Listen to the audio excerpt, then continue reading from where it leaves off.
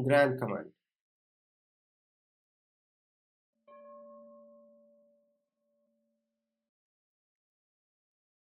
Grant command is used to assign a specific privileges to user or roles on the database or its object. Object can be table.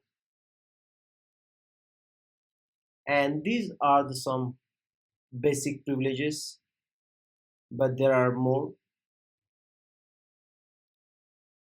and we will try to understand here the syntax how to assign specific privileges or grant privileges. First you write the grant keyword. After that you write your privilege type.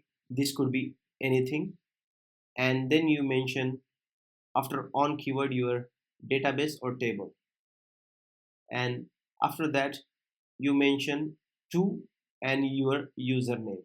You're going to grant here select privileges, and you write grant select. After that you write your database name and then to your username.